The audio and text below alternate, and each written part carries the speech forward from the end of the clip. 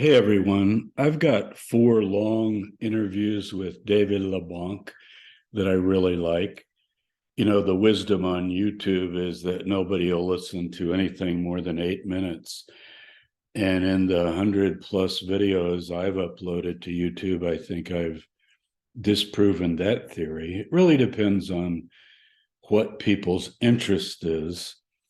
And I specialize in Christian origins, what we could call the Jesus movement, historical Jesus, Paul, the New Testament, early Christianity, ancient Judaism, the Dead Sea Scrolls. And I know the thousands of subscribers that I have love long, in-depth videos. And so whenever I interview with David, we really dive in. And so what you're going to find here, what follows, is one of those programs in which we take a deep dive, and I really hope you enjoy it. Welcome to my channel. I'm Dave LeBlanc, and I'm pleased to be with Dr. James Tabor, who's decided to join us for this in the midst of his million projects, to join us for a conversation on Paul. We're going to be talking primarily about a book that he wrote in 2012 called Paul and Jesus.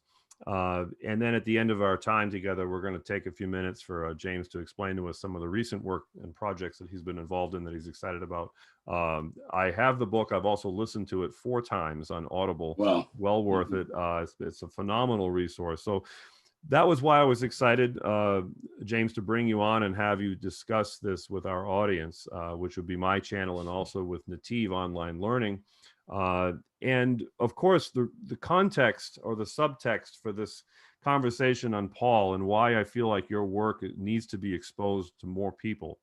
I've done a lot of reading on Paul. I've read a lot of commentaries on Paul. As you know, there's been a lot of developments in Pauline scholarship from the New Perspective. You have scholars such as N.T. Wright and men like that. And you also have some of the more recent radical New Perspective scholars, such as Magnus Zetterholm, Mark Nanos, Paula Fredrickson, and some of these people as well. And in the midst of all of it, one of the things that I've often found has been missing is the political and socio-religious context of the time period. And one of the things that you did in your book that just really captured my imagination, and it's a simple point, and I was going to try to ask you to talk about this because so many people argue about the individual aspects of Pauline thought, because as we know, Pauline thought affects all of the church, whether it's Roman Catholicism all the way to primitive Baptist to modern swing from the chandelier, charismatic evangelicalism. Paul is central to everything. So how you read Paul ultimately ends up being how you understand your Christianity. And of course, this recent trend to try to Judaize Paul and try to frame him as a Torah observant rabbi, of course, has created great controversy for those who adhere to that perspective. So you come in your book, Paul and Jesus, and I'm going to launch you here in a minute. You can talk at will, whatever aspect of this you want. But the idea that Paul wrote the earliest text, if we're going to believe the mainline scholarship, that the authentic letters of Paul, whether they're 6 or 7 or what have you, that they predate the gospel narratives that we have by some decades. According to most scholars, you make this observation that if we're going to read the New Testament properly, we should start with these authentic letters of Paul as the earliest known testimony of the church. And that, of course, has a tremendous ripple effect on the way you understand the New Testament, doesn't it? And actually, thanks for that introduction, David. And I'm going to put up another book. We're up to 9 books now. And I think this Paul's Ascent to Paradise, this actually is a version of Things Unutterable.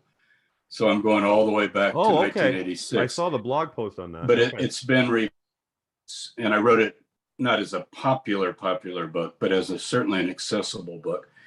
And I want to mention that as well. You can get it on Amazon. It's hardback, paperback, even Kindle. I think all of my books are that way. But yeah, this is Paul and Jesus. Yeah, there's a chapter reading the New Testament backwards.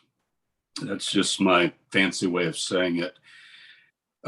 If you were like me growing up, I grew up as an evangelical Christian. I was in the Churches of Christ, the Campbellite movement, the conservative branch, not the Christian church, the non-instrumental, as Right. people certainly know in the South. Yeah. I went to Abilene Christian University, know about, I also went to Pepperdine. Wow. But so typically as a kid, I just remember probably 10, 12 years old, I'm going to read the, and even though I'm, a young kid, a lot of people try this. They go, well, I'll start with Matthew, and they read Matthew. That's what I did. And usually you can make it through Matthew. Those names in the first chapter throw you a little, but you get through that. And then it starts, the Christmas story, yeah, and the wise men, and you move on. Sermon on the Mount, like chapter 5, it's great. And you get through, and then you read Mark and you think, oh, Mark, wow, this is kind of like a cut down version of Matthew, which it isn't actually. And we could have another program on the Gospels.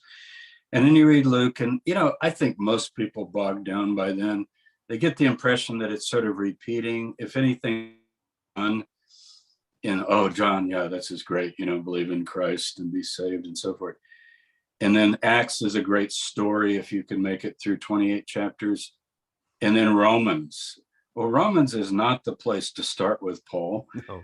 It's his most formal treatise. It's absolutely essential what we're even going to talk about today. But it is more of a form, like I said, a formal treatise.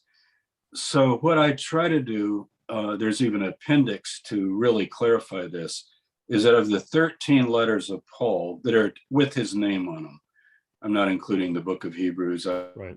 Most of us, we academics, don't think Paul wrote it, but it has certain Pauline ideas, and that's why it gets associated with Paul. The Torah's done away, there's a new covenant, and so forth.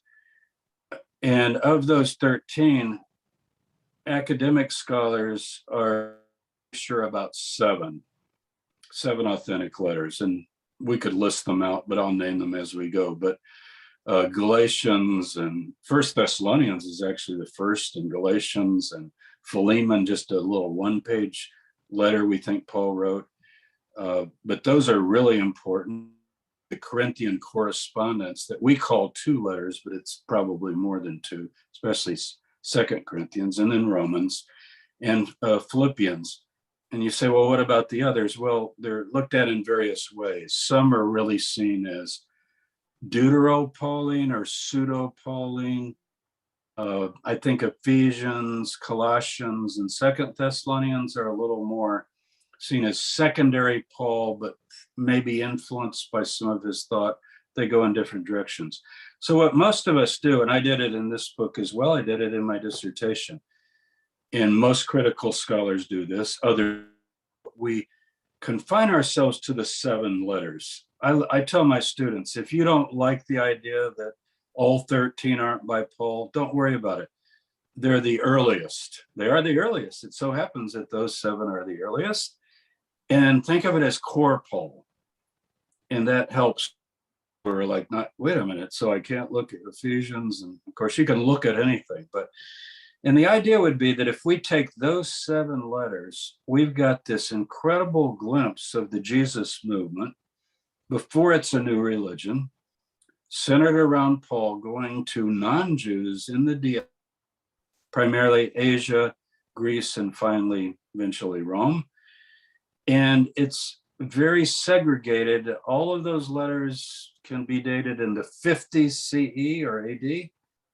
So here you've got this nice little, 7 letters. And I know the mythers and other people don't think they're authentic. Most of us are convinced that these are authentically passed down from the hand of Paul. And we don't want to get on that today. But given that, assumption, you can get all of Paul's core ideas just from those letters. So what I did in Paul and Jesus is I said, if I just look at those letters, and if I didn't take a position, I like Paul, I don't like Paul, I'm for Paul, I wish he never wrote anything. I mean, you think of the extremes. Paul's either the most important person, even above Jesus, for some ways of looking at even Luther says that, or he might be the most apostate person, meaning he took the movement in a whole nother direction. So what if we don't begin with all of that and we just look at the 7 letters? What would be the best account of what those 7 letters? So it's really amazing the effect of this book. It is academically nuanced in the notes, but it's not a book for colleagues. I don't think I ever mention anybody's view of anything.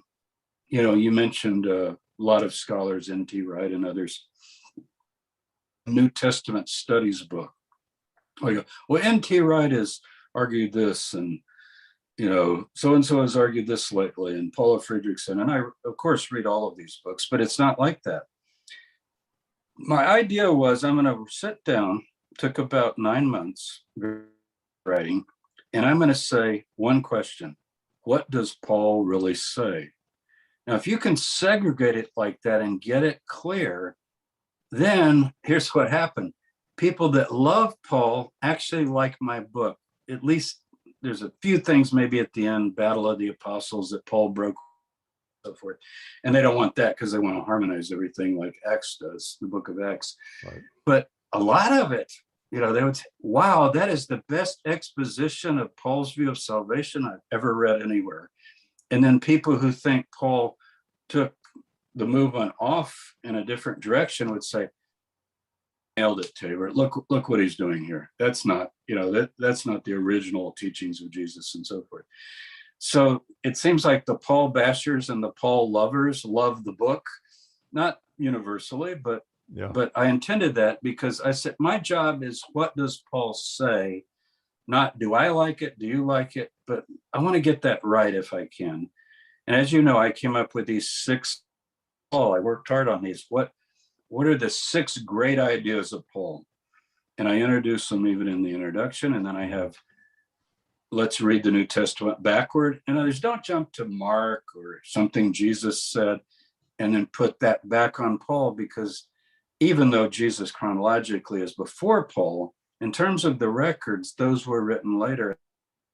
In some cases, certainly the Gospel of Mark, I think the author of Mark is aware of Paul's letters. So we definitely want to start with the letters. So it's important. It's a method thing. You know, it's just like you decide how you're going to proceed. And so if people will go with me on that, it's like let's go down this path. When we get to the end, then we can talk about where did that take us? And let's look back on it. But I do start with a pretty startling sentence, which you wouldn't think is startling, and it won't be to a lot of your viewers or listeners. Paul never met Jesus, period. But believe it or not, when the book came out and I began to talk to relatives and friends, and they start reading the book and they go like, I didn't realize that. And it's like, you think, oh my God, you know nothing about the new, which, who knows about the Quran? Who knows about the Bhagavad Gita? You know, a lot of people haven't really, they know the church or they know Christianity, or maybe they go to church to different services, particularly the more mainstream churches. They're not deep into Bible study. So I have lectured on this book all over the country and actually all over the world. And people a lot of times think that's a big point. Well, it is a big point, because if Paul never met Jesus, and yet he's telling you what Jesus said and did and taught. And so I guess you could say, Paul says in Galatians 1 very clearly, what I teach, he calls it my gospel. I explain that, and I go through all the references early on. And what does he mean, my gospel? Why did he say the gospel? That's a big point, yeah. Message. He says, my gospel. And he says, I did not get it from men in any way, and I did not learn it, like go to school and learn it. He claims that he had studied with rabbis and so forth. Certainly the book of Acts says that. It's not in the 7 letters, but we have other traditions. Acts studied with Gamaliel. Yeah, I have no reason to particularly doubt that. you can read in the appendix, I have a method for deciding if you have the letters, the primary letters, the secondary letters, the pseudo-Pauline letters, and Acts. How do you decisions if one says this and one says that? There's a way you could sort of go about it, but it's mainly sorting out the facts. But leaving that aside and sticking with the letters, Galatians is, I would start with First Thessalonians chronologically. Kind of program Galatians is that, obviously, because he said, I'm independent. And then you think, well, where did you get your gospel? And he said, I got it from as a revelation of Jesus Christ. And people go, is that an objective? Is it a revelation about Jesus? Well, it is. But he makes it clear that it's also a revelation from Jesus. Right. Because he hears from Jesus. And that's a big, big part of the book. To realize that Paul talks to Jesus, Paul receives revelation. Now, fundamentalist Christians would say, of course he does. I mean, he's the 13th apostle. But for he's Paul, of course, it's sort of like last but not least. But then in the early church, there was the idea, but wait a minute, if you never met him, and we have people who were with him, not just people, his brother James particularly, who presumably grew up with Jesus and heard everything as he developed into a mature adult and began preaching and teaching and so forth. And we got Peter, who was one of the first chosen, who accompanied him and so forth. Mm-hmm. So, and he mentioned those in the letter. But it's, and I would say, I don't think he hated them or opposed them. I think later maybe there was a break, and let's talk about that toward the end. But what he does want to make clear is what I'm preaching, if they accept it, fine. Don't, let them be damned. And he does say, if we or an angel from heaven preach any other message, gospel, good news, than what I've preached. And then he says, I got it from Jesus. So that puts him on a plane. Now you could say, well, James would have gotten his gospel from Jesus, and Peter and John. And okay, if that's true, and they're all saying the same thing, we could have the harmony that we see in the book of Acts. But as we read Paul's letters, we begin to see that that might not be the case. Yeah, we can talk about that. So it's really important to see that. So yes, it's a revelation about Jesus, from Jesus.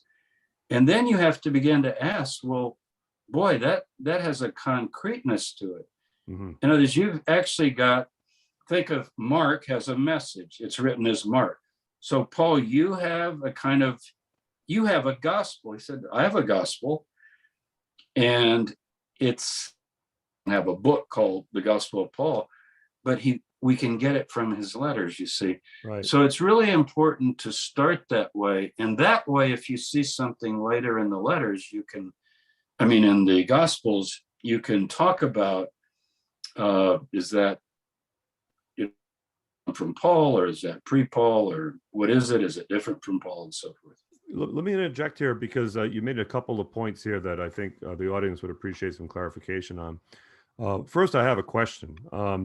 You mentioned this opening statement, which I agree with you. I think it's a brilliant and profound way to open the book, because it's a profoundly simple and yet overlooked question. The fact that Paul didn't actually physically meet Jesus. And you're right, most evangelicals don't question that, because they just assume Jesus appeared to him. We have the Damascus Road incident in Acts, which is, as you mentioned, it's not in his letters, it's in Acts. But yet people just conflate those ideas.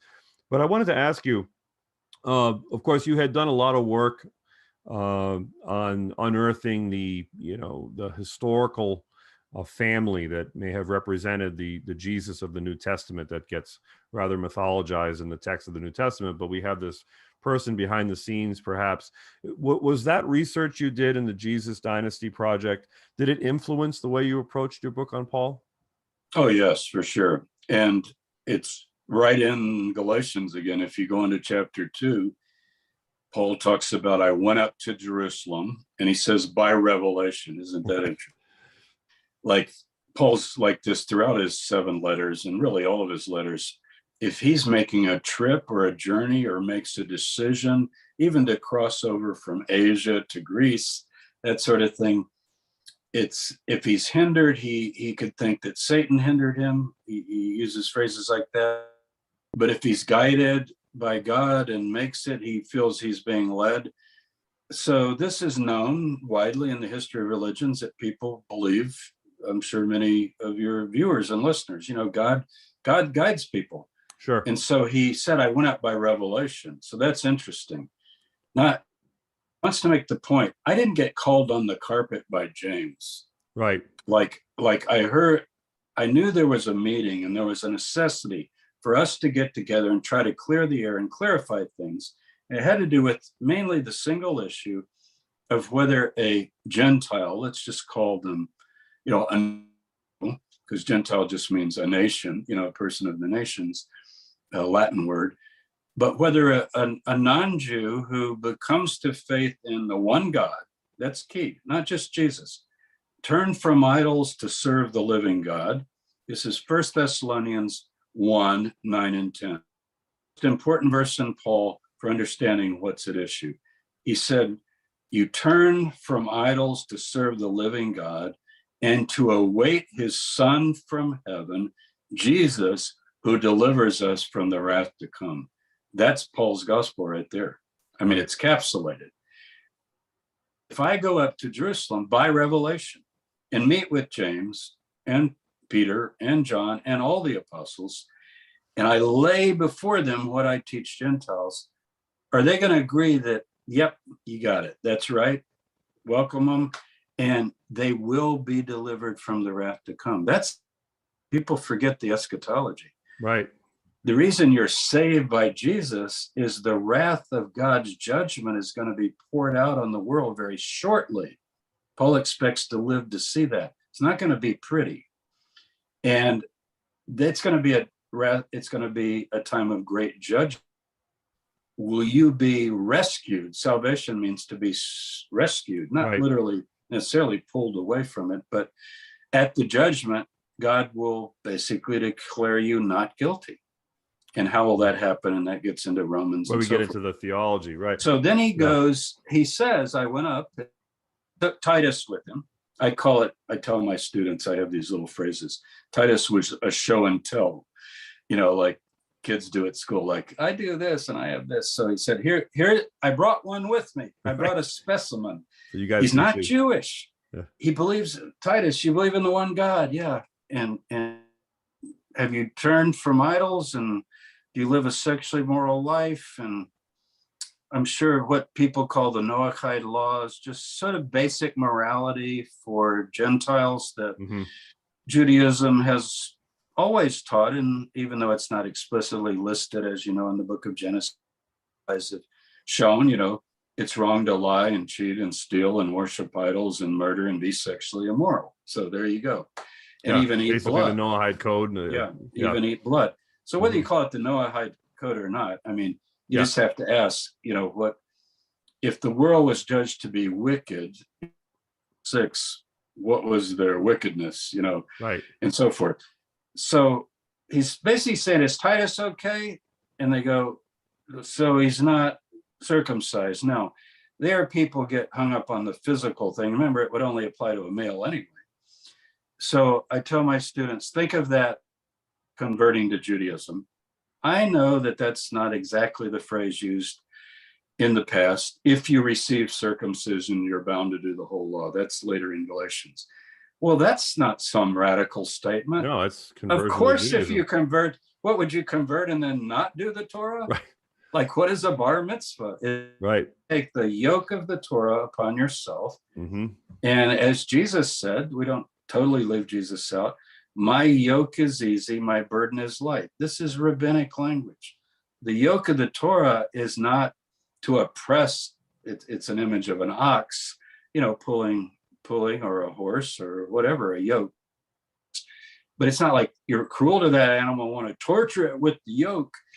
But a yoke can be restrictive and at least the version we get from the Gospels in the Q material, where Jesus says, "Come to me," and so forth. So they're different halakhic decisions about how to, but I don't know of any system where you'd say, okay, if you're a male, receive circumcision, go to the mikveh pool, which is part of the ritual. You could call it baptism or whatever, but it's not going to the pool or the river. It leads to what's later Christian. It's not Paul baptism. We'll have to talk about that in a minute. Remind me to talk about the district, John the Baptist baptism and that's Paul's a significant baptism. point. It's very different. Yeah. But the point is, you go in the water and you come out and you're Jewish. And I've been to conversion ceremonies. Some of my friends converted to Judaism. My sister, that many will know who listen to this, Betty, converted to Judaism. And so when he says circumcision, just think of being a Jew or becoming a Jew, really, let's use that, becoming a Jew. So that's the question. It's a pretty good question. And, the rabbis have already answered it. So actually, it's no big, profound thing that Paul is defending there. He's basically telling them, yes, you could, as a born Jew or a converted Jew or even a teacher of Judaism, could have the view that as people develop along and leave paganism and come more into the light of Torah and the prophets, wouldn't they want to draw closer and closer and closer and keep more and more and then finally end up converting? Well, thousands of people do that, so mostly because of marriage, but not all. More and more we've seen in the years. I've followed the B'nai Noach movement probably for 20 years, since the Vindel Joan days, when it got, really well known out in the public, and the Wall Street Journal article. I guess it's probably maybe even 30 years now. And so lots of people are drawn for reasons, and they decide, I just want to be fully Jewish, right? Right. But the rabbis have never said, well, then, in order to please God, we know in the rabbinic literature, the righteous of all the world have a place in the world to come. That's the slogan. So Paul is basically just saying, you guys recognize that, right? We're okay? Yep. And so, but if they had said, no, Titus, he's come pretty far, and we're not going to say he's got to do it today. But it would be really great to hear the news maybe in a year or two, Paul, keep teaching the young man. He's great. We don't want to run him off. But we'd love to hear the news that he's become circumcised and is fully committed to Torah like you are, Paul. Right. You're Jewish. And it's not required. Of course, if Jesus comes tomorrow, poor old Titus is not going to be under the wrath of God. He's been forgiven of Jesus Christ. So anyway, but here's what I want you to notice, and I know you know this, Dave, but he says, but I went up, I put my gospel before, and basically what I just said, lest I should be running in vain. He uses that race language, running races. Yes, the marathon, the very, very Greek. Working on this for years. This is probably 4950. He's been, actually the record in Acts, I think I would accept the parameters of it, that he's gone to Iconium and Lystra and Derbe and those towns in Asia Minor and so forth, that because you can correlate that letters, it seems to fit pretty well. But the main thing is that he set up communities by the 50s that before even he goes to Greece, probably, depending on when you date Galatians, there's the early and the late view. But if you go early, it's either 14 or 17 years after his conversion. And you don't know which one, because he says 3 years I did this, and then 14 years later. Yeah. And does he mean 14 additional years, or does he mean from the time I first was converted, it was 14? Doesn't matter to me. But the point is, you're just getting up to, say, 50. And he said, I laid it. And then this slips out because he's upset. And we'll talk about why he's upset. He's not upset about the meeting in Jerusalem. That actually went pretty well until we get to Antioch with Peter, and we'll get to that. But let's say it hadn't. He says, I laid it before the reputed to be pillars. Right. What they are means nothing to me. Right. Now, that could be taken overly harsh, and I don't want to make it overly harsh. Like, I don't really care who they are. I don't even like them. They're nothing. That's not what he says. What he's saying is, I've got the message from Jesus. I've been applying it to hundreds and hundreds of people. These are amazing people. They worship the one God. He's able to say, our fathers passed through the sea, 1 Corinthians 10:1. In other words, we're all part of this new extended experience of a so-called spiritual Israel. And if they had said, no, he said, then they'd be wrong. And I would just stand up to them, because apparently there were people in the movement. We know this, he says it in Galatians, and he calls them brethren who came to spy out our liberty, is the old King James term. Yeah. To try to put us under, or put them under a burden that neither they or our fathers are able to bear. There, he's probably even talking about the oral law, because he was raised a Pharisee. And he considers not just the written Torah, but all the accessories that go with it in terms of how do you keep the Torah, what's called halakha. Halakha, how do you walk? How do you keep the Sabbath? Mm-hmm. How do you define this and that? You name a commandment, and the next question is going to be, Dave, would that be, this is what we discuss in Torah studies all the time. Right. How do you do this? And how it apply to Jews and how it apply to Gentiles. But notice his attitude is just so, it's just so resolute, is the word I would use.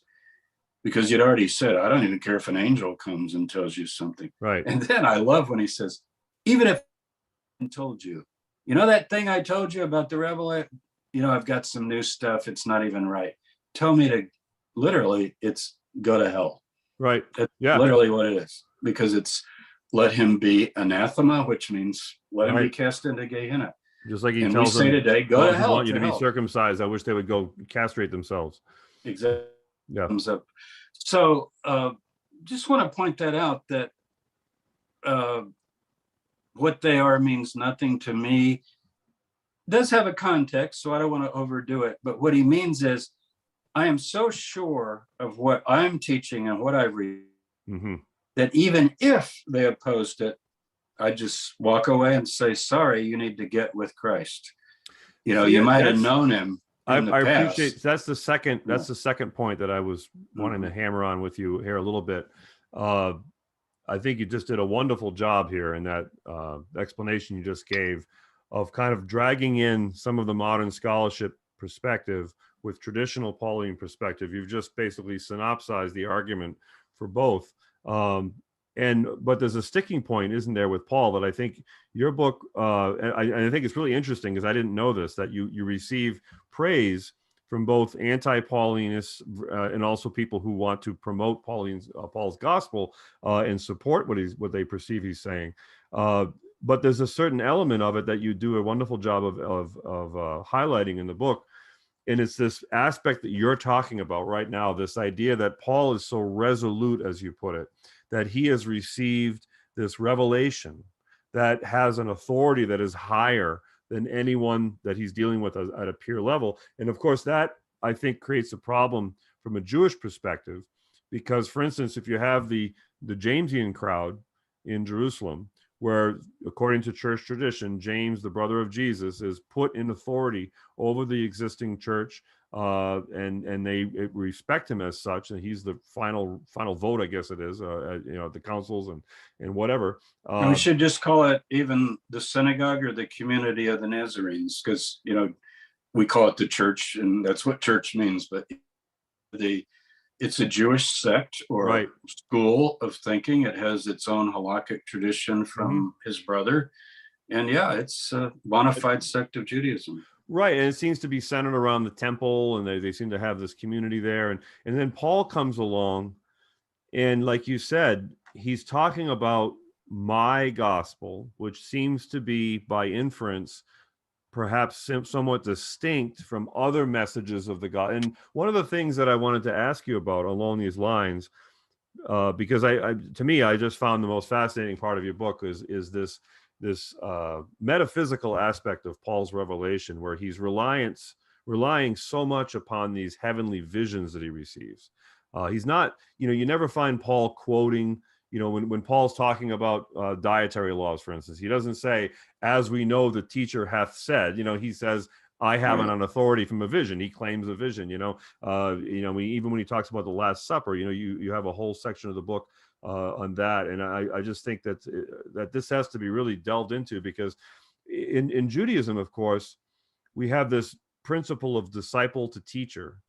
So in Judaism, we have this sage, son of that sage, has said, and therefore I now say to you.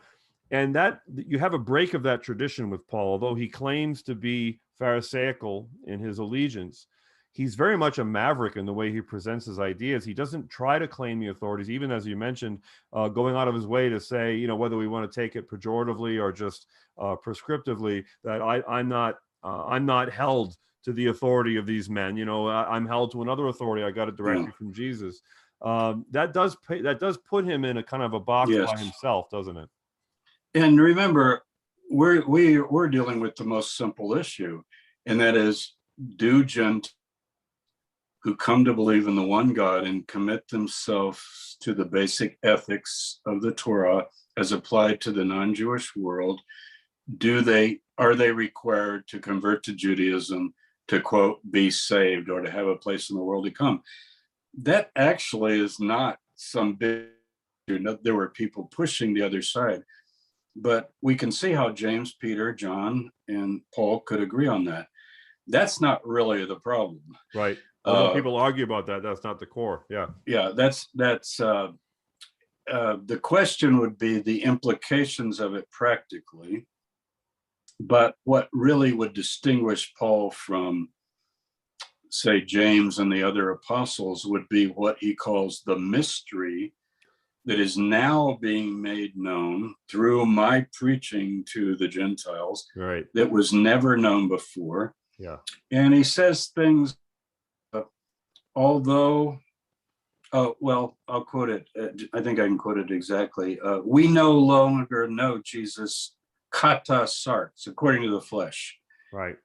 Now in English, that sounds, we think of flesh as sex or something. No, he means as a human being. Right. He's not in the, he's in the spirit. He says he's a life-giving spirit. Flesh and blood does not inherit the kingdom. So he's already had this great transformation that I'm sure we'll talk about. It's actually the biggest idea in Paul by far. Now, we don't know whether James and the apostles had that full idea or not. That could be part of the because when he taught in this book, Paul's Ascent to Paradise, I thoroughly go into that even more. I have to get that book. Paul and Jesus. Yeah, you'll really delve into it. But he does say that not even the rulers of this world understood this secret. It's actually the word mysterion, secret. Mm-hmm. And if they had known it, they wouldn't have killed Jesus. But God fooled them with this message and what he actually did. And it has to do with what he calls the glorification that's coming. Now, in the letter of James, he does talk about being the first fruits. He says, we are a kind of first fruits of his creatures. And we know James is later, and is it really from James? And is it verbatim? Is it a Hellenistic treatise with his name? So forth. So I don't know if we don't have things from James the way we do from Paul, like letters and so forth. So they might have agreed with some of that, but what we do know is that Paul feels that he's the latest, last but not least. And even when he says that, he says harder than them all. I mean, there's something going there. Yeah. And he does see himself in a role. I'd like to save this for later in our discussion, but I think he sees himself in a role as a kind of a second Christ. Yes. A second anointed one. Yes. And we can talk about that. And again, this book goes into that language more. He uses. Yeah. Yeah. Mm-hmm. So he would still say, look, my gospel is not unknown in the Torah and in the Tanakh. You can find it. He quotes Habakkuk. He quotes Genesis 15, 17. Is it 15 or 17? The just will live by faith and so forth.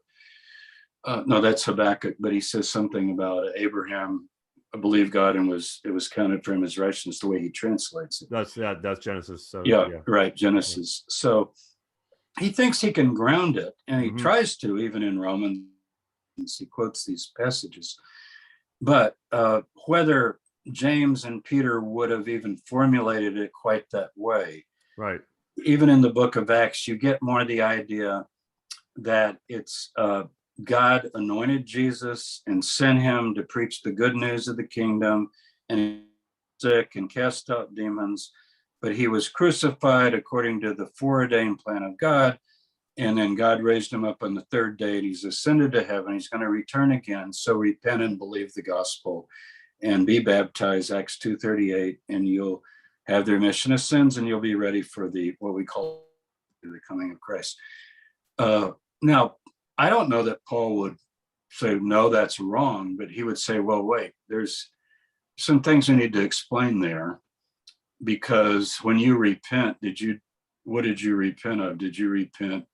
Oh yeah, I basically am a pretty righteous. I've got a few things I've messed up on. Well, Judaism already covers that. Right.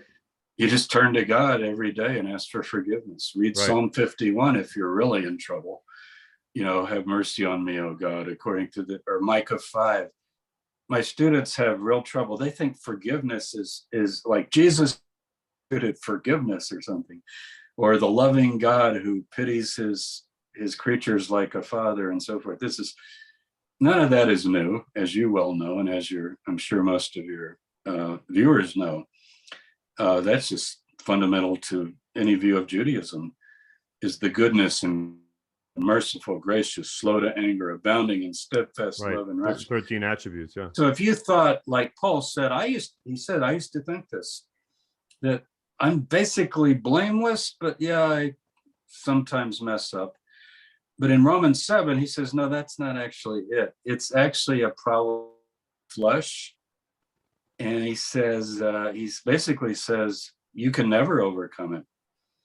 Notice all humans are under the power of sin, and there's no way out. You're under the power of sin, the grip. It's got you gripped. And even if you say, but like the Pharisee of Jesus, I fast twice a week, I give to the poor, I do all this and that, and the sinner goes, God be merciful to me, a sinner. Even if you realize, well, yeah, I make some mistakes, but basically I'm a good person. When somebody dies, a lot of times you'll hear, especially if it's my God, all grandmothers are great. They're really not, but mine was, yours probably was. Yeah. Well, if anybody's going to go to heaven, grandma, whatever, she'll be there right with Jesus. Well, not according to Paul. I mean, if she wasn't, because he said, the good that I would, I do, evil that I would not, that I do. And if that's true, he says, I find that to be a Torah, a law, meaning you can't violate it. It's like a principle. And he says, if that's true, then I'm hopeless. Oh, wretched man that I am. Yeah, who will deliver me from the body of this death? Yeah. Excuse me. Can I ask a question? Yeah, at this sure. point before I forget, because I don't want to. I want to pin the point you made a moment ago about this redemptive aspect. Like you said, we'll save that for a little later. I do have a question on that related to the Gospel of John. But you've been touching on this aspect now that I wanted to bring this up earlier, but this is a better time. One of the things that always fascinated me, and it was a real sticking point for me as I was trying to work out my worldview on spirituality after I was migrating out of Christianity towards Judaism, and in Romans, of course, which is, like you mentioned, it's the treatise on probably the most important epistle used by the church to establish doctrine. Maybe Galatians and maybe Ephesians would be 2, 3, perhaps, but that's debatable. But Romans certainly is right there. And in Romans, he makes this very what seems to me to be a somewhat convoluted argument, because if you ask the average Christian, at least the evangelical Christian, what do they think is the most important statement Paul perhaps made? I think many people would answer Ephesians 2:9, that we are saved by grace, not by works, lest any man would boast, Right. So the whole idea, like you were just articulating, the whole idea that, this wretched body of death, who will deliver me from this body of death, as he says in Romans, this nature that we have that we can't escape. Well, as I studied the Kabbalah, I started learning this idea of, you have the Sitra Achra, and then you have the dark side, and so you have this constant test going on. But within the Jewish framework, you've got this test framed in the context of God is merciful. God, as you were saying, God is merciful. God is gracious, 13 attributes of mercy. Yet we have this ongoing test where we fail, we stumble, we get back up. Well, Paul seems to be articulating very much the same idea.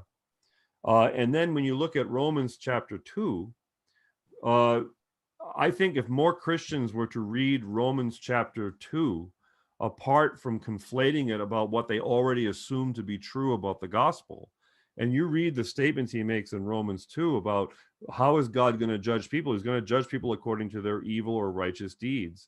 And those who pursue righteousness are going to inherit eternal life, and those who do not are going to inherit wrath, and they're pouring up wrath unto themselves. Well, that certainly doesn't sound like Ephesians 2:9 or his argument in Galatians that the law is passed. You're right. So we have this, it's almost like there's an overlay that people have of Paul, where the automatic presumption is that he's positioned himself against the Torah, and that now it's completely, but of course, it gets conflated and conflicted with this notion that he has of himself, as he's kind of positioned himself separate from the rest of the tradition of apostles. And that confuses matters, don't you think?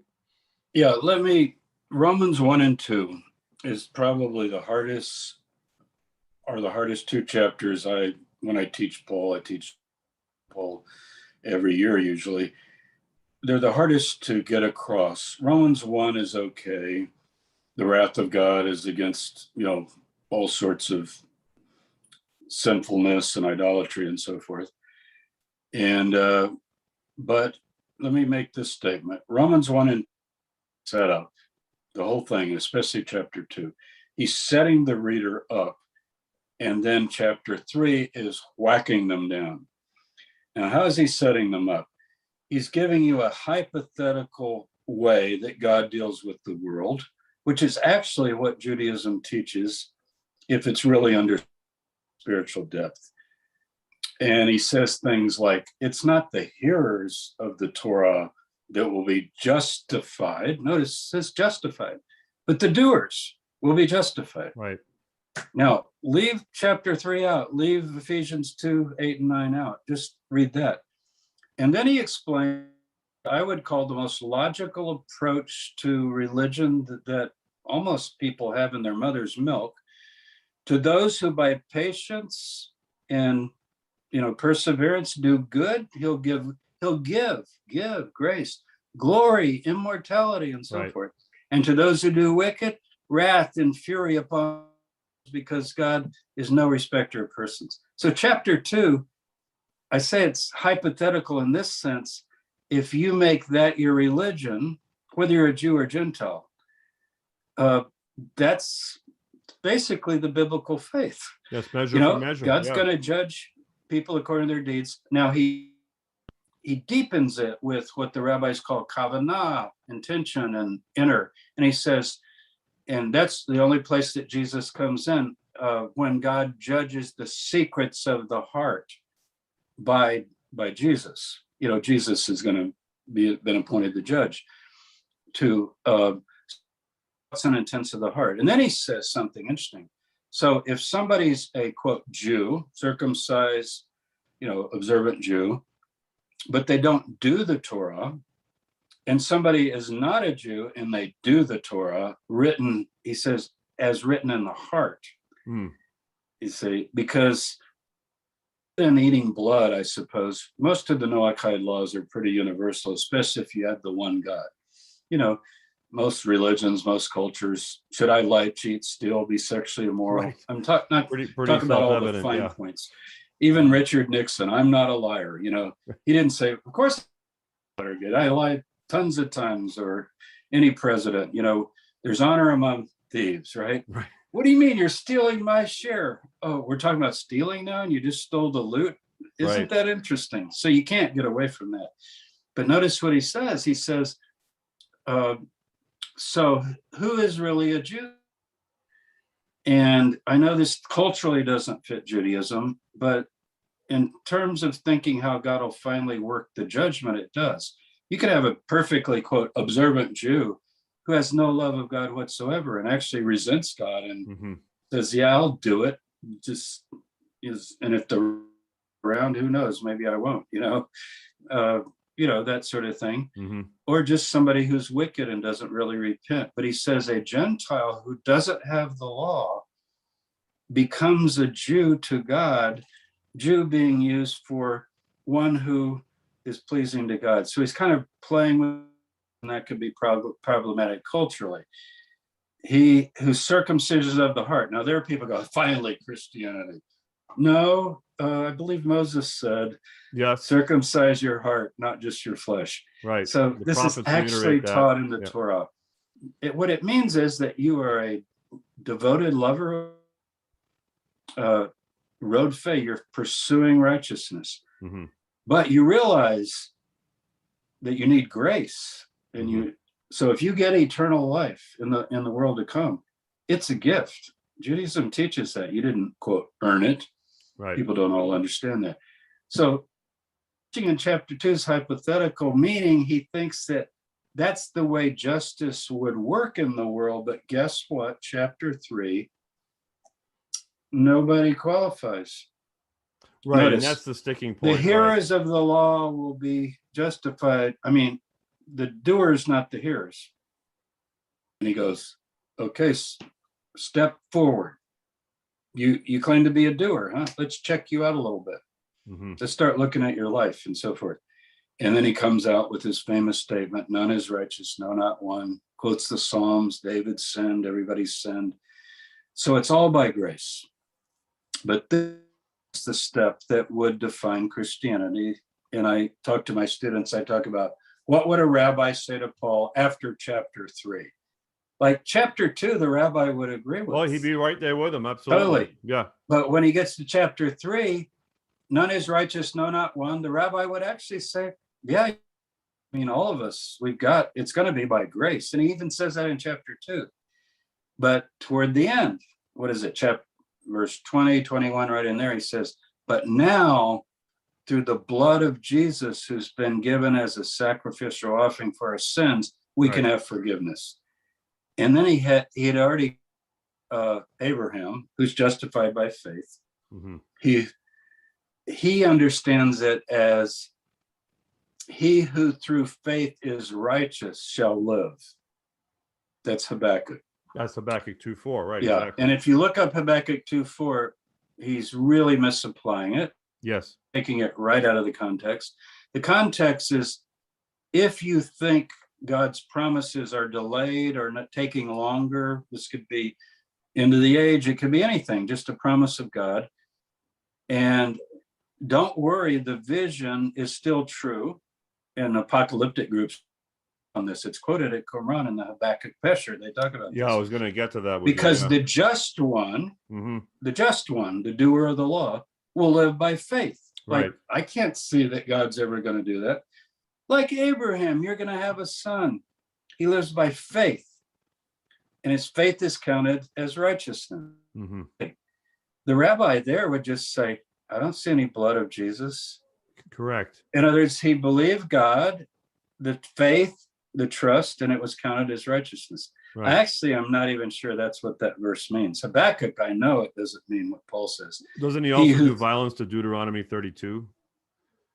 He seems to misapply that as well. And I'll tell you, I think Rashi discusses this, and it's in different commentaries. You can translate it, and Abraham believed God, and he counted it for righteousness, like accounting, like Right. You could also translate it, he trusted God and counted God as righteous. See, you follow that? Yes. Look No, at, right. if you look at It's the the Hebrew, way that you use the words. he believed God and counted it as righteous, counted him as righteous. Right. You know, God's going to do what he said, and I believe it. Yep. Not that that's how he got justified. I could go with Paul's, but to say he who through faith is righteous shall live, that's not what Habakkuk says. Right. It says you got to live, if you're just righteous, you got to live by faith. If you could indulge me for a second. Forget God, forget his Oh, I'm sorry, I'm promises. interrupting you. I didn't mean to. That's okay. Yeah, I thought you were done. So then we have this little debate in class where sometimes we even act it out. It's fun. Like somebody does Paul, and then I do the rabbi usually, because, and I say, oh, well, great, down to this verse right here. But I remember, didn't your teachers say 2 men went up to the temple to pray? One was righteous and one was a sinner. Right. Do you think he really meant that the guy that was righteous was okay? Because keep reading. And the sinner said, God be merciful to the sinner. And then he goes, and that one went up justified rather than the other, meaning the other needed it too. Another saying of Jesus, I came not to call the righteous, but sinners.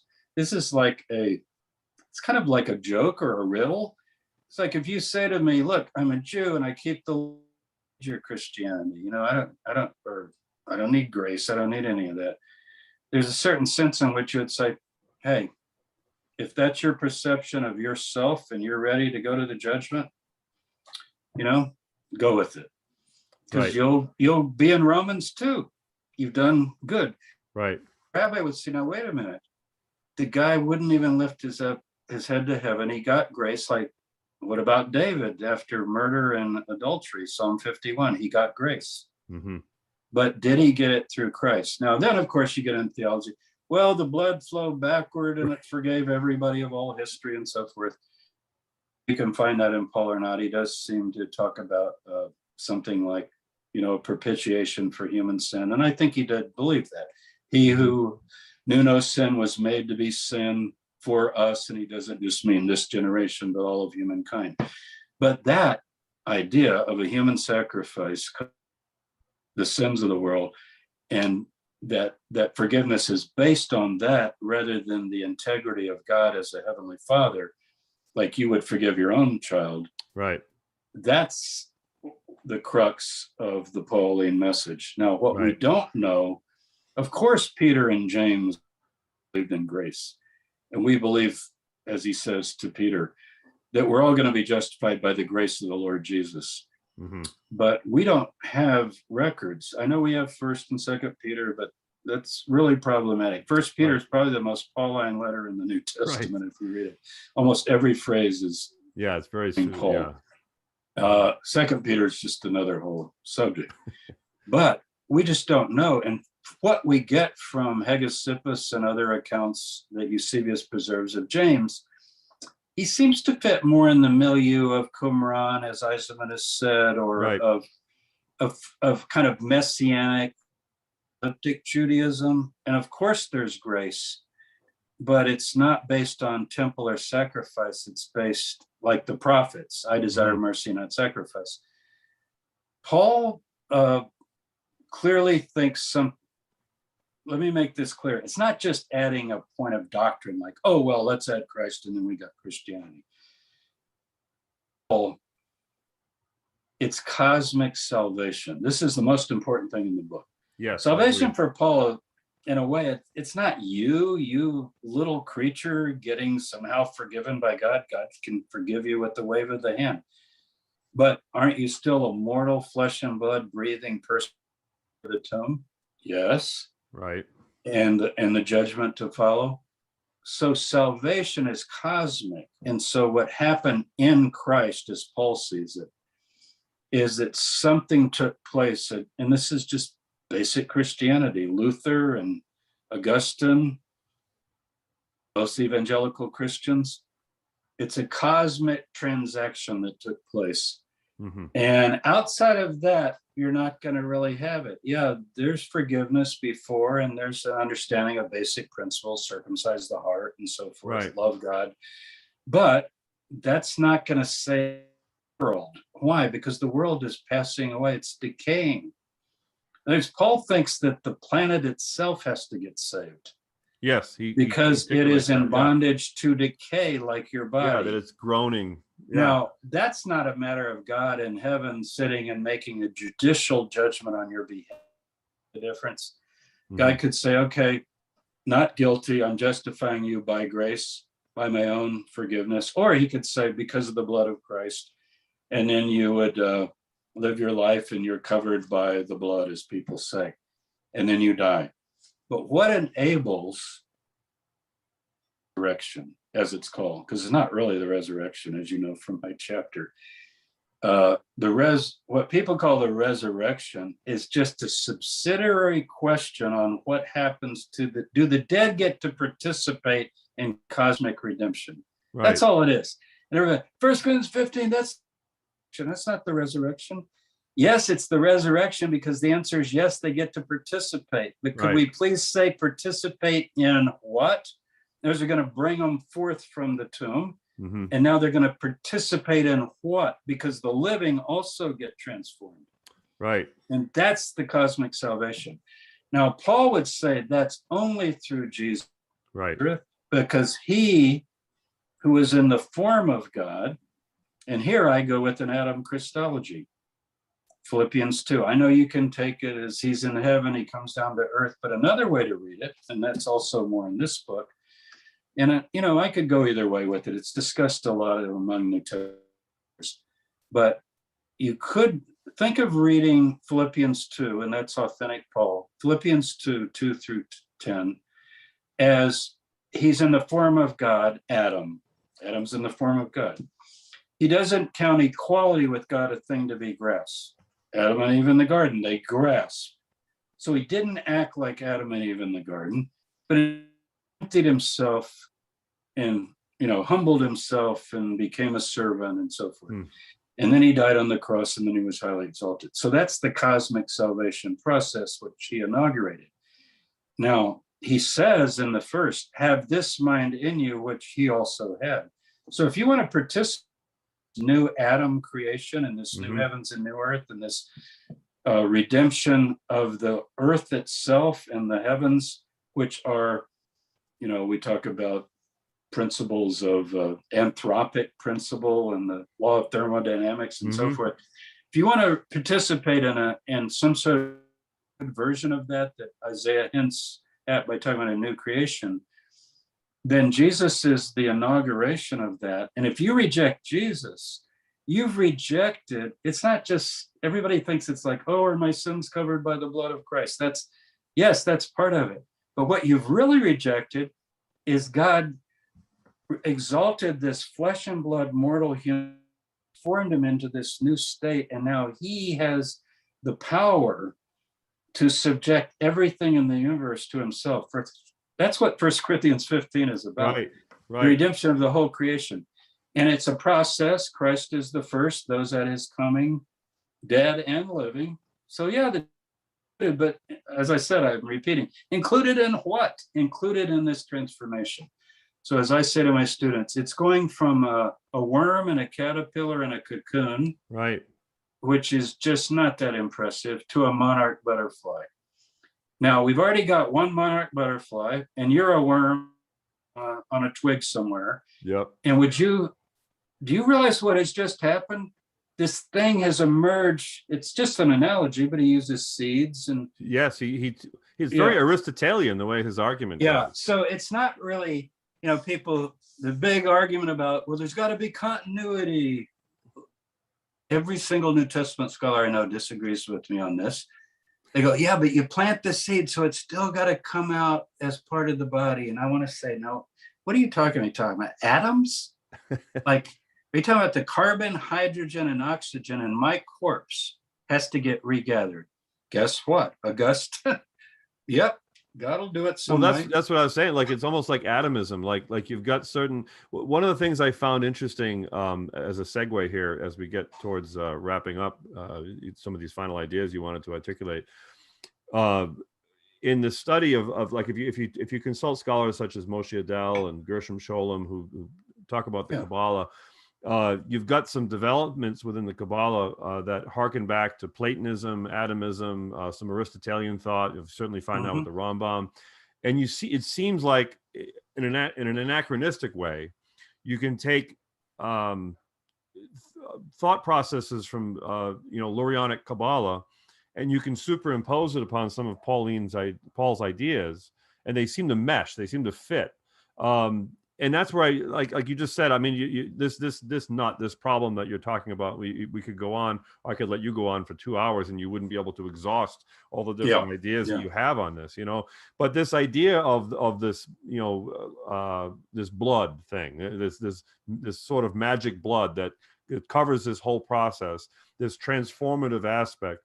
To me, it would be very, very separate from a Jewish conception of redemption, which is more of a corporate identity. When I was reading Gershom Scholem, for instance, he distinguishes the Christian conception of apocalyptic messianism versus the Jewish conception of the same idea. And he says, as you're probably familiar, he says in the Jewish apocalyptic messianic concept, you have an event which is very public, which can't be ignored by anyone, whether they're believers or not. There's a transformative event that affects the entire community. Paul certainly doesn't back away from that idea, but it seems that Paul is more emphasizing this concept of Jesus in me, this inner transformation, this like Christ resurrected in the imagination of my spiritual imagination. It inaugurates this. Gone with it. Yeah, he says our outer form is wasting away, but our inner form is being renewed every day. It's almost an embryo. It's a pregnancy image that the world is pregnant with this new family of God. They're developing embryonically, and when they come out of the womb, so to speak, out of the material world, they emerge in giving spirits. And the way you know that is there's already been one. Jesus of Nazareth has been seated at the right hand of God, and he's the firstborn of many brothers. So that's Paul's big idea right there. Much of that could fit into Judaism, but it wouldn't hinge on this. Like it's going to come because God is going to bring it about in the cosmos. Almost a teleological view of the cosmos. Where's the cosmos headed through this process of material creation? And for Paul, because he thinks he's right at the end, remember, he doesn't think there's any years. And so he's actually thinking it's here. And like step one, wow. And step two is coming just maybe next summer. And we're all going to get transformed. And then there'll be a period of destroying every enemy and the judgment and all that. And then God will be all things to all. So he's got this, maybe even a universalism, correct?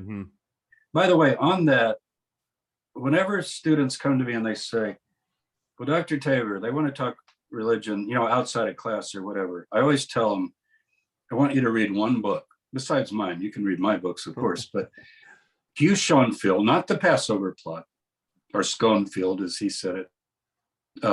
I blogged on this recently. I should mention jamestabor.com.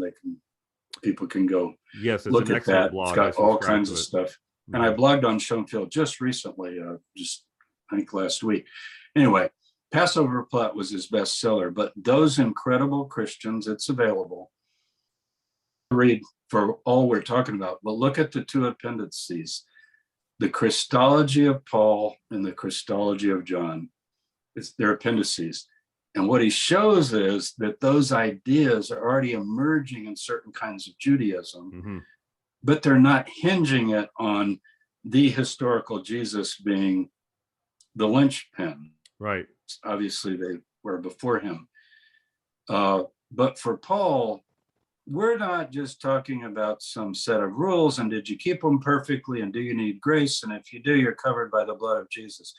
Talking about, and I know you want to cover this a little bit, and we can have another program in the future, but baptism. It's not just dipping in the water as a sign of transition from the old community to the new community, like John. People who repented, accepted John's baptism, they're not now a part of the new messianic movement. But for Paul, it's the beginning of the burial of the old man. And it pictures the resurrection or transformations that's coming at the end. And then metaphorically, I die daily and so forth. And the same with the Lord's Supper. The body and blood is the way of participating in what he calls the koinonia, the communion of Christ. So this heavenly body that is in heaven, transformed now and immortal, you actually get you get fed by that body. And then you get into Catholic Protestant, is it the real substance or not? But this is good Christian theology because they base it on Paul. Now, was that what happened the night he was paid, which I think was, a Wednesday night, and I think he died on a Thursday, and that doesn't matter for what we're talking about. But anyway, I have a little bit on that. You mentioned it earlier, and I'll send people to the book. I don't think on the night Jesus was betrayed, I think he probably did have a last meal with his disciples, and James was there too. We think we have sources that James was there, but what he did is a normal meal that Jews know very well, and particularly at Qumran because it had messianic overtones. It's a anticipation of the messianic meal when the priest anointed and the messianic messiahs, priest and king, sit at table with the congregation, and that's what he said. I wanted to eat this meal with you, but I won't eat it again until I eat it in the kingdom. So it's this anticipatory meal of actually being in the kingdom together. Jesus talked about this a lot. You'll see Abraham, Jacob, right? People will come from east and west. They'll sit down in the kingdom, but you will be cast out, and so forth. You'll be out of the city, Gehenna. So I know people get really upset at that and say, "Oh, so Paul's made that up or whatever." I don't know where he got it. What I'll tell you, he got it. He said, "I received from the Lord that which I delivered unto you." I don't know that anybody, probably a couple renegade crazy people like me, would say, "Oh yeah, he's claiming he just got that from Jesus." Most of them would say, "Well, that just means that the tradition of the Jerusalem church, he went up to Jerusalem and said, well, I want to tell you, we eat the body and blood of Jesus, regularly here. And let me explain the spiritual meaning." I don't see that. I don't know what James does or does not reflect of the historical James. I would tend to think it's in the right direction, and it has no Christology, no blood of Jesus. Jesus is meant once just in the opening to say, who he is. And again, talking about the faith of Christ in treating the poor equally with the rich in the synagogue, don't hold the faith. But it's not, that's why Luther said, "Oh my God, that's like eating a mouthful of," he said, "I can't even chew James. It's just has no spirituality whatsoever." I read James and I think, oh my God, this is so close to the Sermon on the Mount. Sure. It's so close, but it's very apocalyptic. And we have to remember that. So, but you make an astounding point right there. If I could just really emphasize this, because again, as I already said earlier, this is one of the most powerful parts of the book for me. This vision that Paul claims that he got from Jesus about this Last Supper, which, like you just said, most Christians don't even think that way. They conflate the ideas of the accounts in the Gospels with what they read in Paul, and they just assume that Paul is passing on by tradition something that happened that he just happened to not be there for.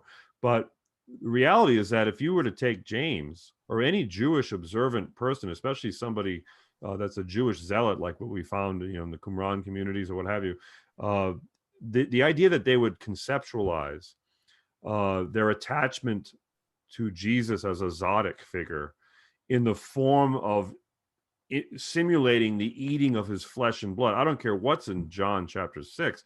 That's not really a Torah. It's hard concept. It's not just hard to imagine. For me, it's inconceivable. Right. Now, Bruce, do you know Bruce Chilton's idea? I would consider, different possibilities. Bruce says, and you can get this, by the way, Biblical Archaeology Society has BAR, Biblical Archaeology Review, but also Bible Review that they don't publish anymore. And I really encourage everybody to join that BAR library because it's so cheap, and you get 9,000 articles from all the years Herschel Schenk's published, and it's still going on. Yeah. So it's just fabulous. Anyway, you can read his article there, and it's also in his books. But what he says is that they're asking about the Passover, the lamb. Mm-hmm. Jesus says, "This is my body, this is my blood," meaning we don't need the lamb, not that he's the lamb, but this bread and this cup of wine will now, be remembrance of the Messianic era that's going to come. In other words, you eat it until he comes. He gives kind of an argument for that, that it's not like this is my body like my body, but they're saying, well, we need the lamb and we need to splash blood on the door and we need to do all this stuff. And he goes, you got it right here. Kind of an idea that sacrifices were never, really intended. And we've got versions of, if you know Josephus, there's a version called Yopisan, which is the Hebrew Josephus. It's not complete. You've also got other versions, Josephus especially, where John the Baptist doesn't eat flesh or drink wine. Right. And that's actually alluded to in the Gospels. One says he didn't eat bread or drink wine. The other says he neither ate nor drank, which doesn't means he doesn't eat flesh or drink wine. Son of Man came eating flesh, drinking wine. So it could be something like that, that you're anticipating the Messianic banquet. And in the Messianic banquet, I don't even know that you'll be eating, because it's a spirit, it's a world to come. But eating would symbolize the fellowship, the closeness. I feel it on a Friday night. I've been in many Sabbaths, Friday nights with Orthodox people or people who just observe the blessing of the bread and the wine. It's very similar to that. Everybody's gathered around. It's quiet, and it's you invoke the Sabbath, and the women do the prayers. It's very beautiful, and then this wonderful ceremony. So what are you doing?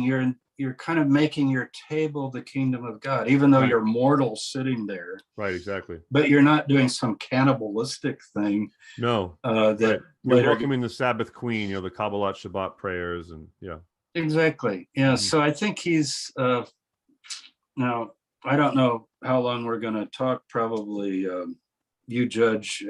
We can talk a little more, but we probably need to talk about other things. Was Paul observant of the Torah and all this kind of? Yeah, that'd be maybe we could even do another show. It might be better. That'd be wonderful. Not to do so much at once, but kind of pull people in with some of these ideas, and then. Well, let me segue. But you decide, because you're the host. I appreciate it. Yeah, I don't want to overstay and make it go too long. But you usually do. Do you use for a couple hours in your programs? Most of the interviews I do of scholars have tended to go about an hour and 45 minutes. Yeah. So we're getting there. Yeah. We got about 15, 20 minutes. Yeah. Okay.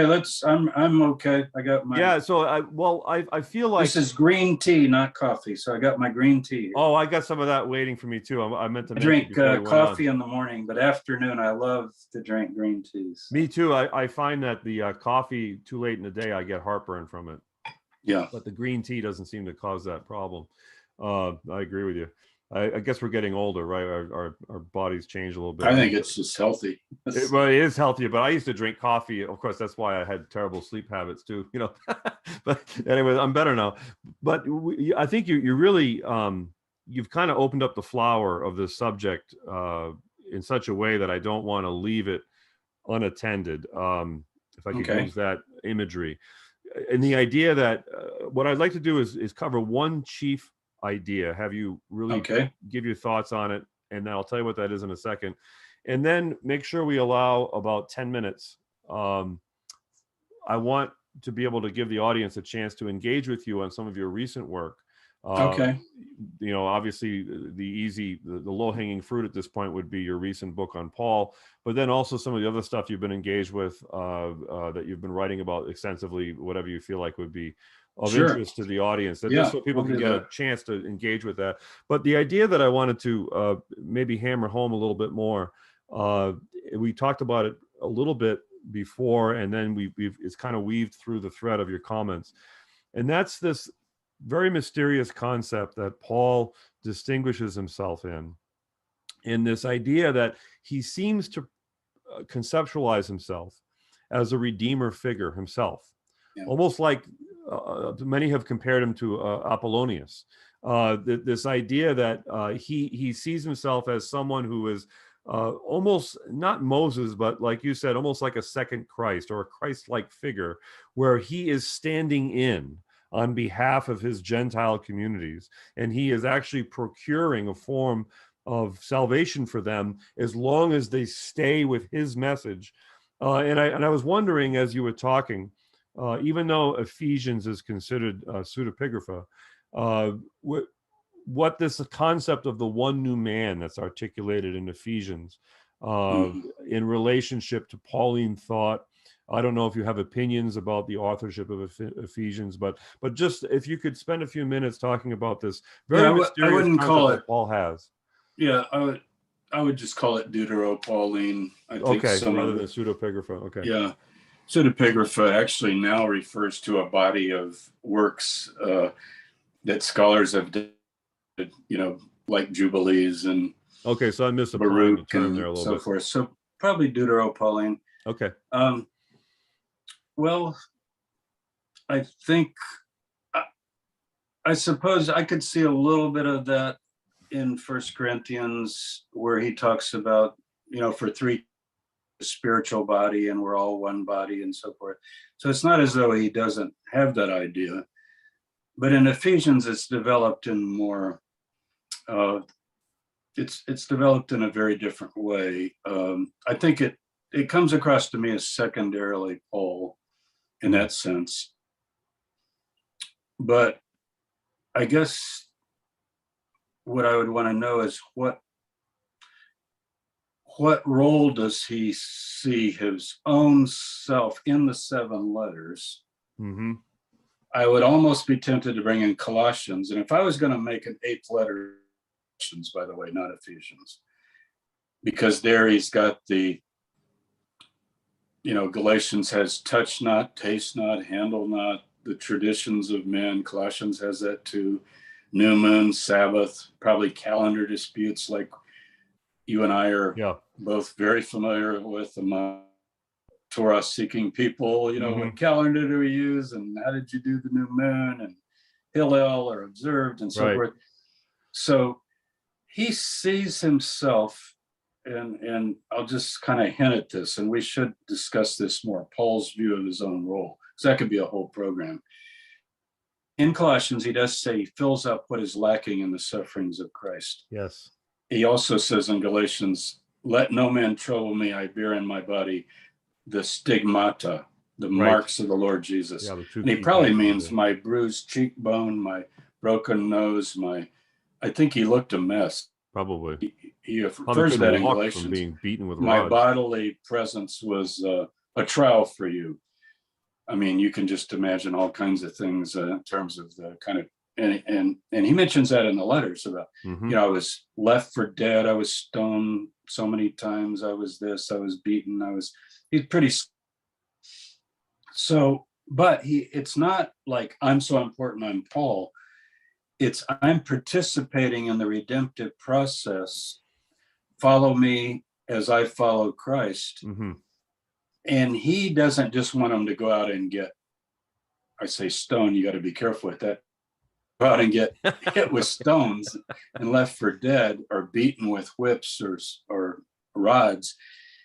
I mean, if that comes up in terms of serving God, you would do that. But what he wants them to even apply it to, like, why can't you get along? 1 Corinthians 15. Right. Why do you have divisions and you bite and devour each other? And any social group always breaks up with people not getting along and people getting their feelings hurt and people me, and I didn't get this. And, I'm sure Rod has it in his community where good people, but misunderstandings and who's on first. And, Yep. it's just tough. So he basically says, just suffer wrong. So what if you're sued or you're mistreated? Look at the example of Jesus. So he's got this thing about Jesus, but you've got to do it. He says in Romans 8, after all this glorious cosmic salvation, provided that we suffer with him, that we may be glorified with him. So he's still got this. So I don't want to make it where he's doing it for you. He's actually doing it kind of ahead of you. And here, Jason Staples, I don't know if you know about Jason.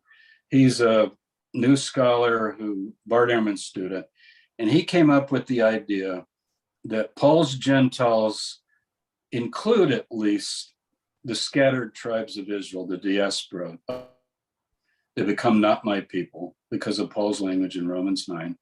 And when he says, when all the fullness of the Gentiles come in, that's actually a phrase from Genesis 48 about the tribes, Ephraim being a fullness in the earth, that he actually sees himself as Christ went to the circumcision, I'm going to the uncircumcision. And in doing that, what will happen? Two things will happen. Kol Yisrael will be gathered under the one God, and so forth. And with them, a mighty force of righteousness will also come. And you get that in the prophets, like Isaiah 56, blesses the man who lays hold on the Sabbath and so forth. And I will gather to him more others than are already gathered. And this he seems Isaiah to rely on Isaiah's ideas a lot. So Jason has actually written a book.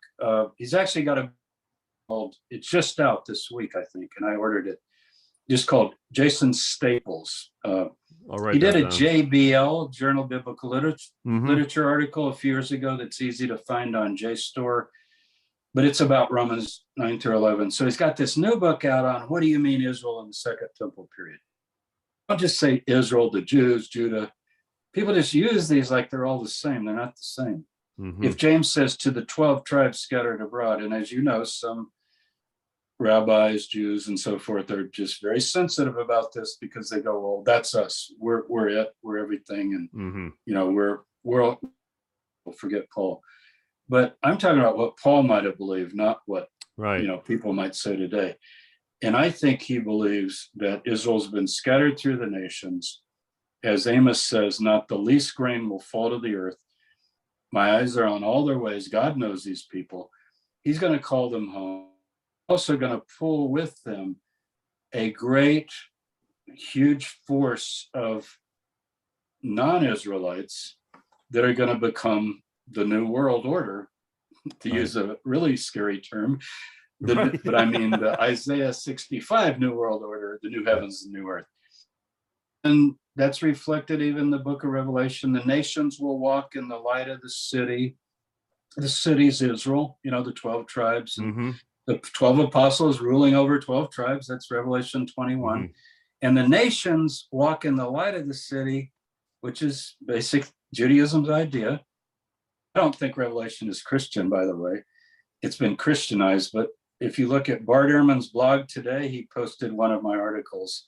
Oh, yeah, I'll have to go check and there'll be another one on Friday, and you can read it free, even though he has a subscription price for all of his blog. But anyway, I argue that there's a pre-Christian book that's actually fairly Jewish, if for apocalyptic Judaism. But anyway, he says, and the leaves along the river of life are that bear fruit 12 months a year for the healing of the nations. Which goes back to Genesis 12. 1 through 3, and you will all the nations bless. So anybody that just wants to save Israel, I mean, just, I'm trying to think of his first name. Ben-Amozeg, was it Ben-Amozeg's book? I think is it Israel and the Nations or something? Mm-hmm. I think it's Elijah ben Amozig. Ben Amozig. He's a rabbi from maybe the 1700s. Look him up. It's a wonderful book. Oh, it's life-changing to read. And he basically says what Judaism always says: the only purpose of the chosenness and calling to the nations. That's right. It's like the job. Uncle Sam wants you, and you go, what does he want me for? Because we got to go bring the world back to God. Right. And we got to fix the world, tikkun olam. Well, how are you going to fix the world unless people turn to the one God, the creator, and so forth and so on? Let me ask you, I wasn't going to do this, but as you've explained this, I'm going to indulge and throw out a radical idea. It's my show. I'm going to do it. So I interviewed Robert Price, and of course, as you may know, Robert Price subscribes to the high critical theory of the Dutch critical method, which basically you're familiar with it, but for the sake of the audience, it basically posits the idea that all the letters of Paul are forgeries, and they're all basically the children of the Marcionic expression of the middle second century. One of the things that I've struggled with as I've tried to wrestle with some of these theories, because I vacillate back and forth between whether Paul was a Roman operative trying to undermine the Messianic movement, or whether there's a lot of different ways you can look at Paul. Oh boy, there are ideas out there and books. Oh yeah, and I was wondering, Josephus wrote the New Testament. Oh yeah, the Galilean is really right, Christ, and there's a lot of exactly. But I guess what I wanted to bounce off you for a second was, is it possible, and have there been scholars that have wrestled with this? I don't know. Is it possible? Always is yes. Yeah, right. It's a loaded opening right there. Is it likely? Is it likely? Is a different question. Okay, so we have this, what you just talked about with Paul. I've had people say that, well, Paul was basically starting a Noahide movement, but of course, where that argument breaks down is there's no Noahide movement that requires you to believe in a particular individual for your righteousness. That's right. Paul definitely asserts that you must believe in Jesus. And so is it possible that there's an authentic Paul that was doing kind of a Noahide thing and yet arguing with some of the religious leaders of his day? And then later on, there was this interpolated element of his letters that was attached to try to fit into later theological constructs? I don't think it's likely. These 7 letters, the complexity of them, I'm not trying to pull rank here with anybody. No. I'm just interested in your thoughts.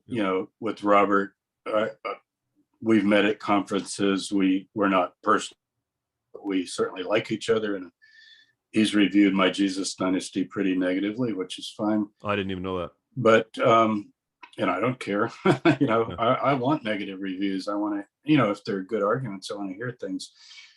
I don't know that he said anything about Paul and Jesus, but no, I don't. I think being a 50s AD Paul in those 7 letters, I think it's remarkable what we get. But the reason you can't posit he's founding a Noahide movement or anything like that, operationally, yes, he's applying what could be called Noahide to his converts, because that's what Judaism does with non-Jews. So yes, that's an operational thing. But that's not the message. I call that coming in from the cold. Right. That's like, what do you do to just clean yourself up a little bit so that you can participate in this cosmic redemption?